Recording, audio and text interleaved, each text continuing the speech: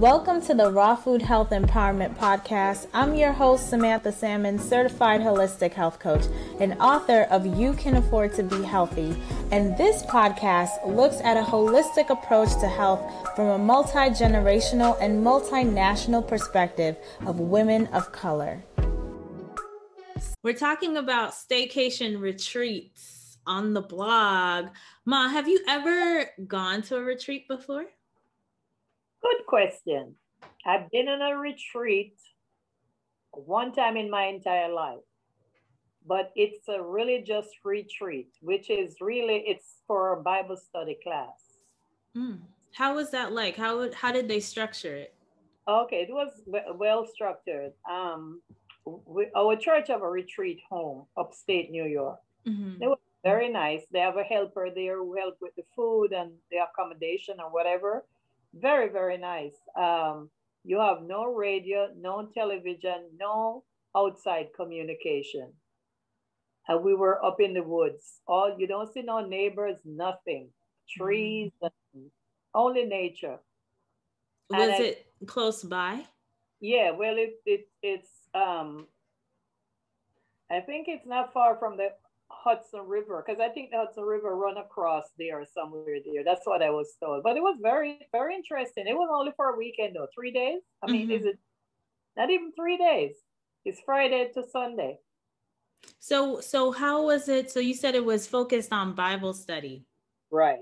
And so you just have meals and accommodations and basically Bible study? We have studies. We had communion. We had studies, service like a regular service. Then we have gone to the Bible studies and then we rested after meal, and then we come back down with our Bible studies again. Yeah, but it was really studying. And so from what was the schedule like? The schedule was you get up in the morning, you get ready, you come down, you have breakfast. After breakfast. So what time was breakfast? Breakfast was like about 9 o'clock. And then after that, we go into studies. And when we get a break, we go into a discussion after the break. Then we take our little rest. Then we come back again for study and then dinner. And that was it, What time was dinner? Dinner was like about 4 o'clock in the evening. So you're basically like 9 to 4. Right, yes. Doing Bible study for the most part. Right. Wow. You don't talk, you don't hold conversation with people. You go back into your room or sit around and read or whatever. But that's the whole, you don't hold conversation with the people, because the whole thing was about studying. So even when you eat, no one was talking? Oh yeah, you talk, but after things break up, you don't go hold conversation. You go to your room or wherever you want to go. They have a big a family room or waiting room or wherever you call. You sit there, you read, and you do whatever. I went on a long walk, but I was scared.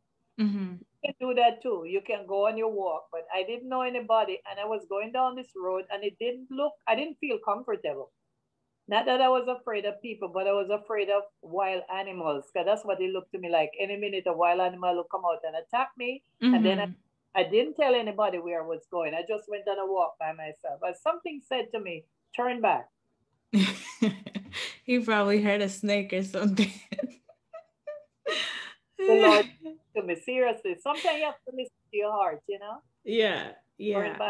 Turn back because, and I think I discussed it with somebody, and the person said, you were perfectly right, because you didn't tell anybody where you were. Yeah, but it was nice. It was nice. But honestly, I like it, but it's not for me. It's not something I would do often. Because why? I'm always a people person, and I was longing to be back into conversation with people and longing to get back to my family. It was just too long, really. And it was only a weekend. I was away from my family. I'm spoiled like that. Yeah. Yeah, I'm a Yeah. family person. I'm spoiled like that. I have to see my family members. I can't be away from them too long. And this is why I feel like staycations are really fun because, you know, at the time, like you're saying, you wish you were with your family. And of course, this Bible study is really important to you, which is why you actually went on this retreat.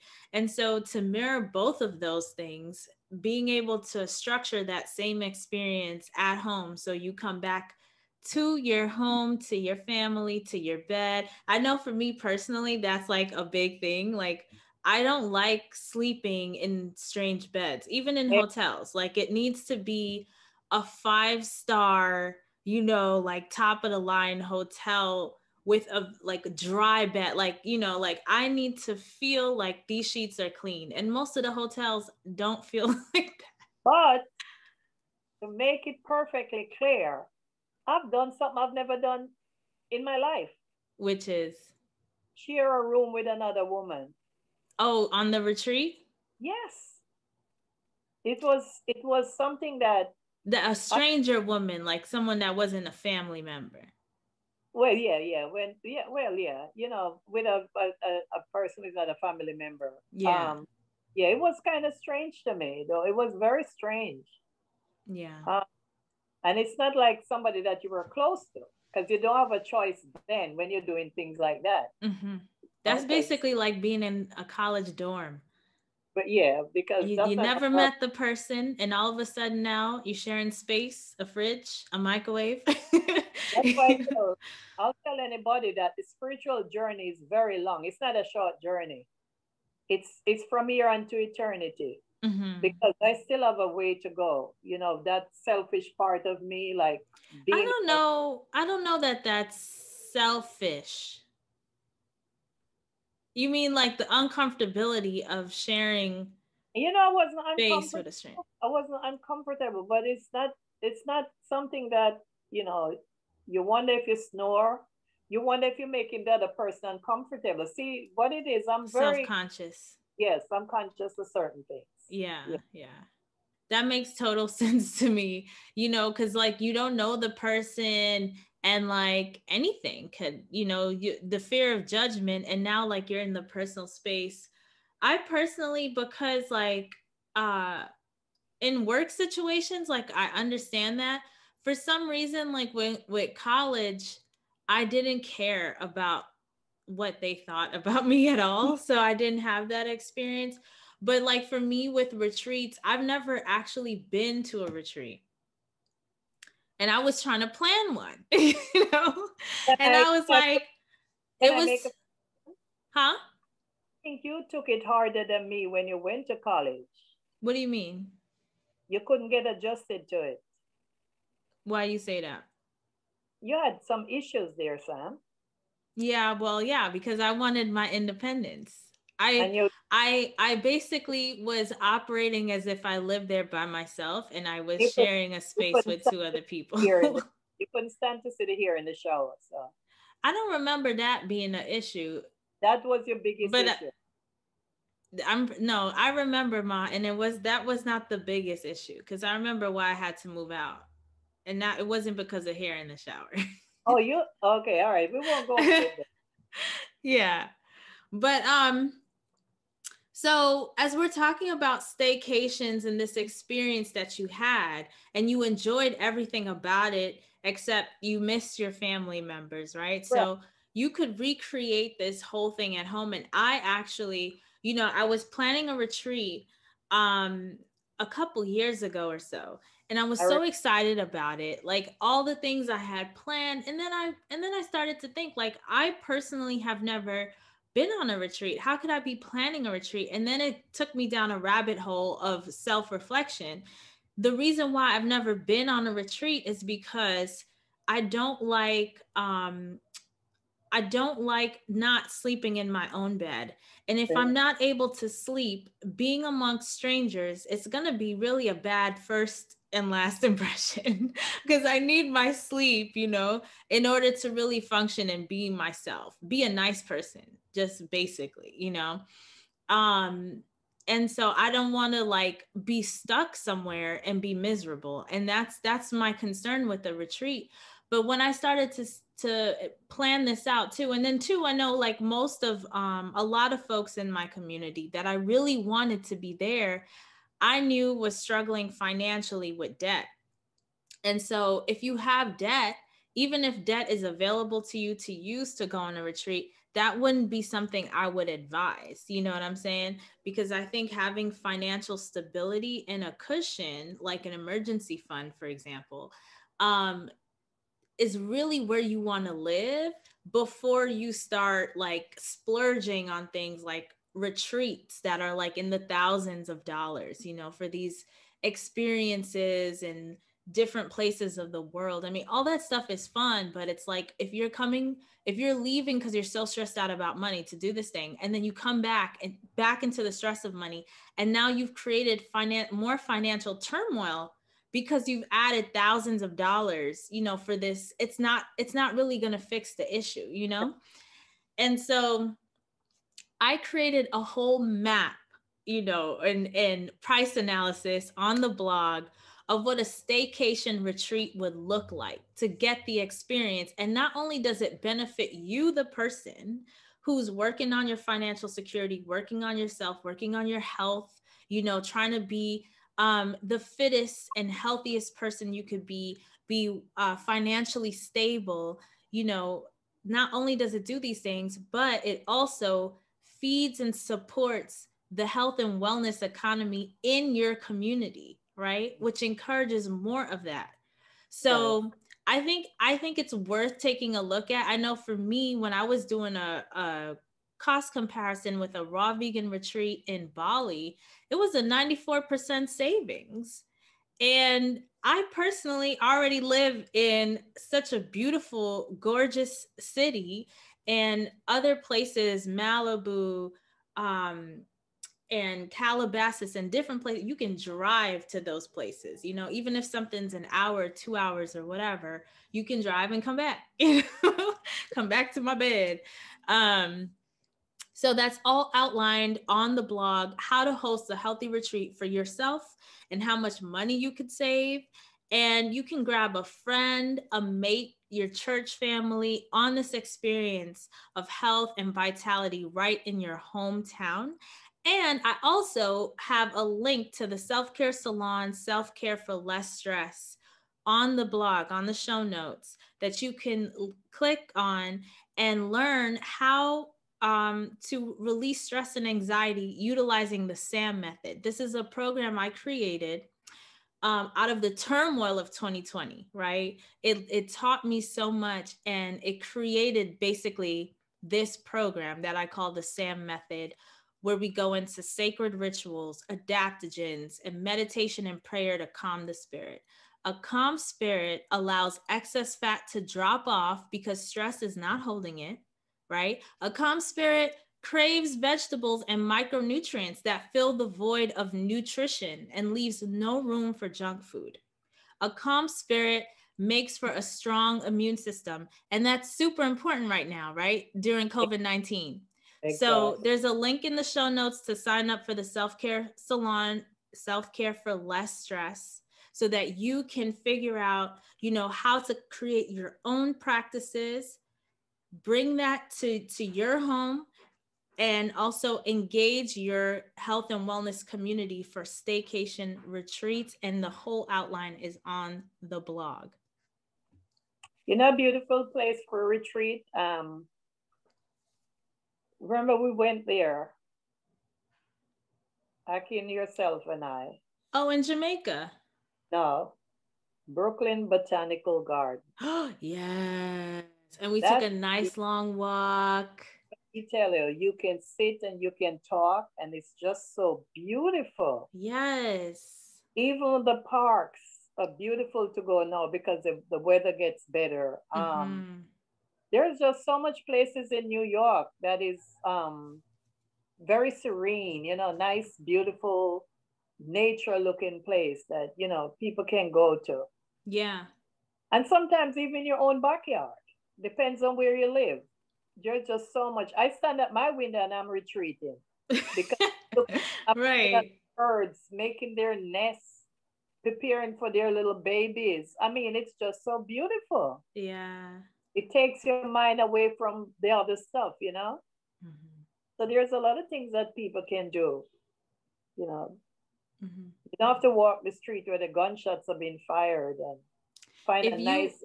if you were to recreate the retreat that you went to, what would and you stay in your hometown and you sleep in your own bed, what would that look like for you?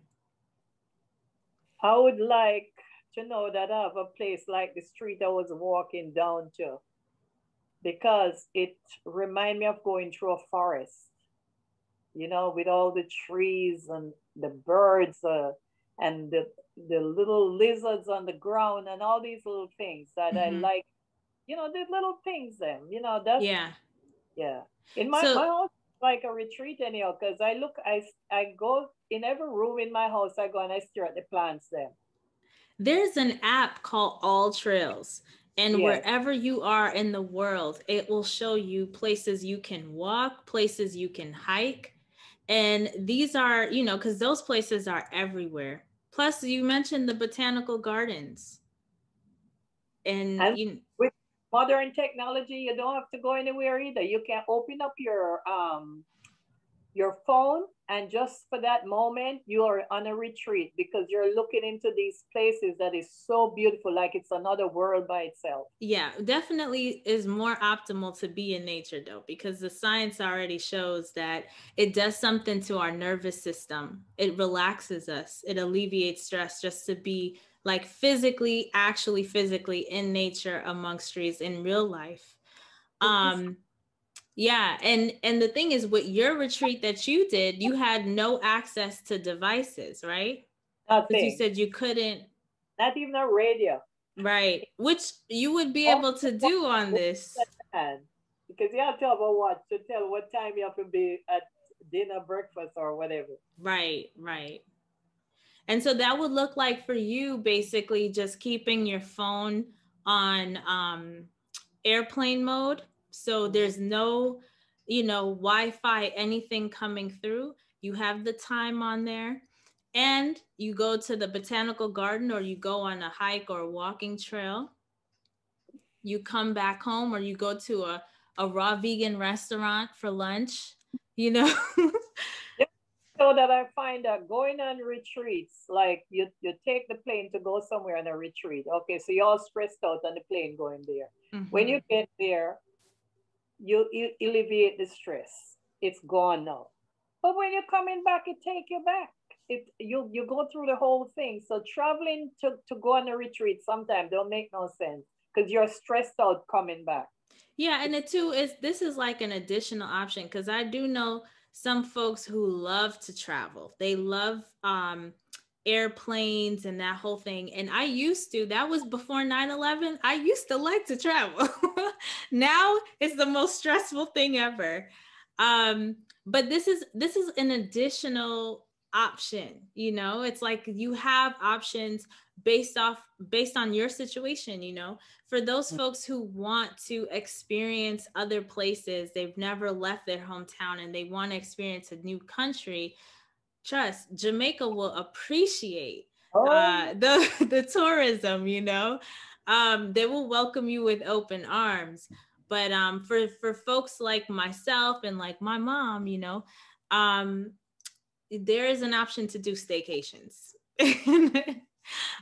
So that is what I like to do, and this is a whole basically planning for you all to be able to do this at home and save that money, stack that paper, indulge in your community. So like the money you save, not going to Jamaica or wherever, because you're talking about how much is it to round trip to go to Jamaica, Mom? well, not just you mean to go or would be the whole vacation? No, just round trip, just on the airplane travel. Maybe about $500. 500, and to go to a raw vegan restaurant, right? Because you're gonna have you if your car is taking you here and there, you're gonna pay for gas anyway, if you go or not. So that's like a non-factor. But a raw vegan restaurant, because I know maybe some would probably not spend the money to go to that on a regular basis, but you just say $500, you're not traveling. So you have money to go to your local raw vegan restaurant, enjoy some high quality food and explore, some different flavors that maybe you're not used to. Because we do that when you guys were here. We do that when we have in the house. Do the staycation. We stay home, which is the hotel at home, and then we go. Then we splurge. We shop around. We do things. We eat out. We come back in and we just crash. Yeah. Yes. Yeah. And this is a nice way to help the community. But this is what like my community to have the kind of stuff that I could support. You see, that's another thing. We got to seek it out. We have to seek it out. It's there, but how can we encourage it more? And I think we can encourage it more by being conscious patrons. Yes. The more business a raw vegan restaurant, like for example, we went, when the whole family gathered in New York, we went to a organic vegan Ethiopian place. Mm-hmm. Remember? It was like in, what was it? Some industrial district. Oh, yes. I remember that. Yes. So if that place has so much business, it needs to open a new location, right? They're going to open more locations, and they're looking for who are their ideal customers? Who are the people that patronize them the most? And they're like, oh, okay, we see that Black West Indian women are our biggest patrons. Where do they live in high concentration? Oh, there's a high concentration in Queens Village. There you go. That's our second location, So it's kind of like, even if they're not necessarily within walking distance, sometimes it's good to, like, if you can drive to a place, support these businesses, support. These businesses need customers.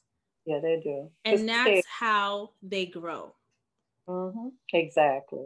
More customers means more locations, means more opportunities and spaces for us of like-minded folks to gather and be in community. And so I want to press that too, because like the staycation doesn't mean you're not in community with folks, because I know people go to retreats to be amongst people of like mind. Like when you went to that Bible study, you're with other people who are interested. Yeah, it's different.